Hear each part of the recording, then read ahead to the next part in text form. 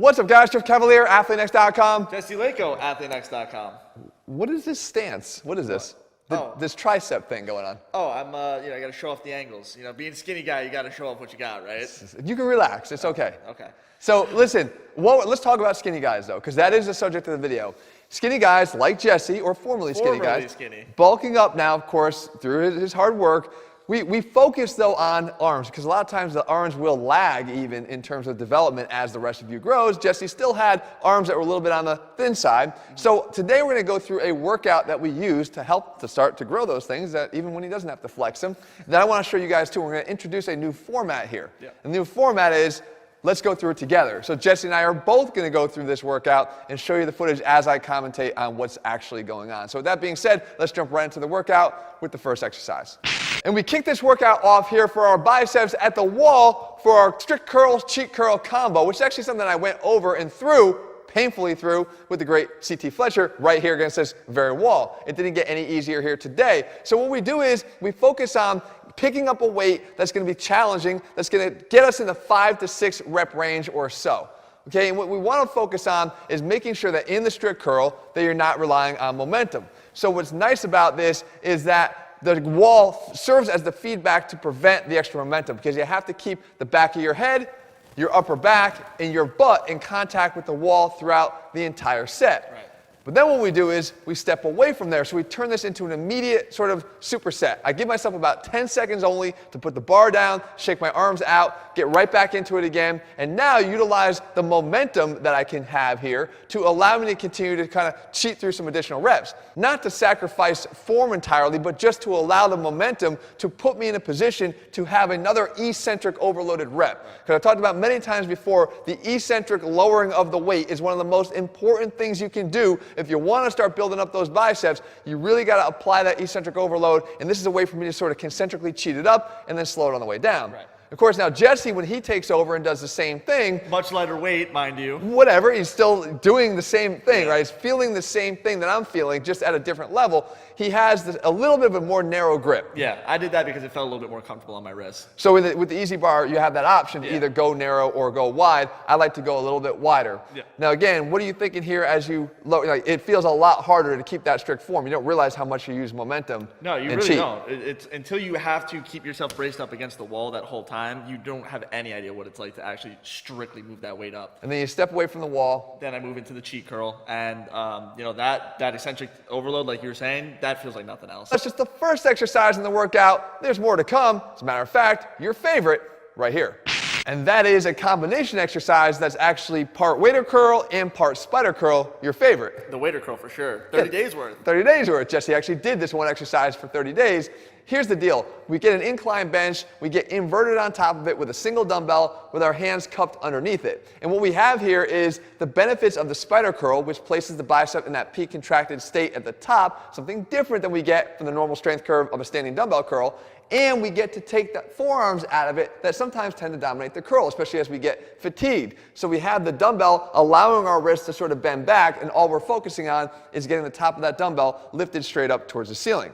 And you can see when Jesse steps in here too, he's getting the same sort of overloaded effect here. And again, this is something that's not just what you're doing here. In other words, you've been working on obviously building up your physique by building up your strength and all the big lifts. Everybody's seen your deadlift and your squat, but how's this fit in? Well, is it part of my overall training to be stronger? No. But is it because I want to get bigger arms? Yeah. I want to improve my physique. And so this is what I do to help that. And it's okay to have these overlapping goals. If you want to have bigger arms, you can still do this as an accessory to what you're doing in terms of building up your strength. Yeah. In this case here, we're doing 3 sets of about 8 to 10 repetitions. And that brings us to the final exercise for our biceps in this arm workout. And this is something I love, I've covered before. It's called the cross body hammer curl. So Jesse, here's a quiz for you. Let's put you to work here. Let's hear it. What am I actually trying to work here with the crossbody hammer curl? Oh, I know. This is your brachialis. Okay, hot shot. Now, why are we working the brachialis at this point? Because it gives a little bit more depth front to back, or side to side, I should say. So in other words, filling your shirt sleeves is sort of the width of your arms. Yes. Right. So that's a good thing, a goal. And again, if your goal was aesthetic based, try to fill your shirt sleeves. This is why we do what we do. Now, I'll throw this in here. The pronated position of the forearm acts to sort of minimize some of the bicep contribution as a supinator. So what we get is this increased focus on the flexion of the elbow, which is going to shift the focus to that brachialis. Right. All right, so with the science out of the way, what does it feel like now when you're doing your version of this? When I do the exercise, I usually feel pretty good. I mean, sometimes it's a little melancholy, but... I'm talking about what you're actually feeling in the muscle you're working. We don't want to know about, Jesse. Really? Okay. On the mood meter. Well, I definitely feel more activation of the brachialis than I do the bicep. By the way, why are you melancholy? Well, You're making these gains. You should be nothing but happy.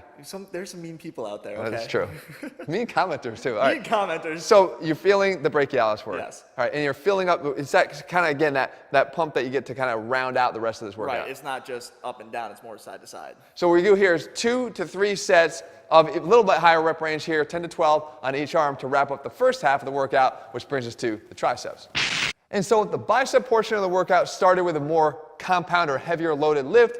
We're going to do the same thing here, but we're actually going to change the focus around. If the biceps started strict and then allowed us to use a little bit of momentum after, this actually goes in the opposite direction. We're going to start with a little bit of extra assistance here through some momentum that then goes into more of a strictness to the second part. And the first part you're seeing me do here is the lying tricep extension, but we do it with a little bit of an extra stretch on the long head. So as I get down to the bottom of every repetition here, I'm allowing the arms to sink just a little bit to apply a little bit more of that stretch on the long head to help with that recruitment and to power this bar up to the top. As soon as I'm done with this half of the exercise, though, I don't stop. I go right into the second half, and this is a JM press, or at least a JM press modification. It's a little bit harder to do these at this point, again, in the fatigue state, but you're simply just letting the hands almost drop now with the target being your front delts rather than anywhere back behind your head. Yes, I'm getting some assistance from the shoulders and the chest to do this, but because of the tight positioning of my elbows, most of the work here is being done by the triceps.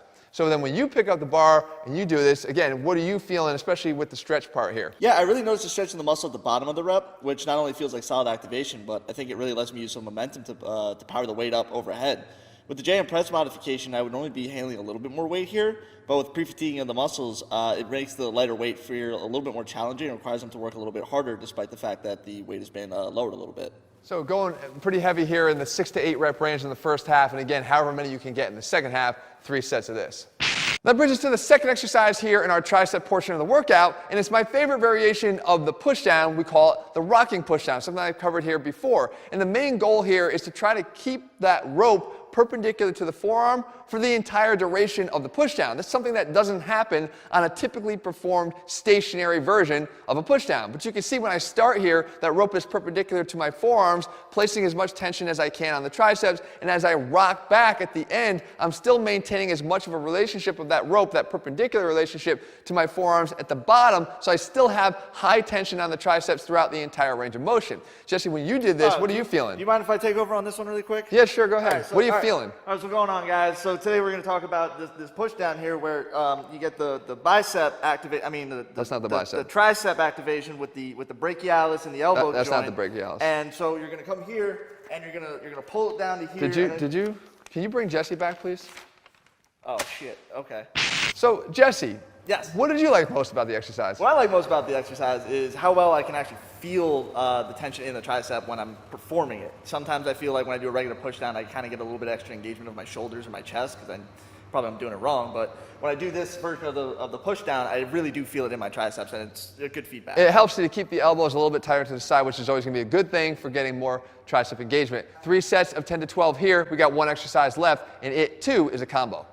And to wrap it up, we go for that light exercise, the one that people like to relegate to the dumpster. They don't like to do the exercise, but it matters. It's the tricep kickback. And we're not just going to stick there. We're actually going to combine it with another exercise done immediately after. So as you can see, when I do the kickback here, I like to do them on an incline bench that I lay face down on because I take away any of the rocking or momentum that might be generated if I were to do this standing. I've done them standing before and I like them that way, but this is a way that I can really sort of hone in on performing these without that momentum. And the key here is keeping those elbows as far back behind my body as I can, because what I want to do is put that long head in its peak contracted state. In order to get that, the arm has to be back into extension behind the body.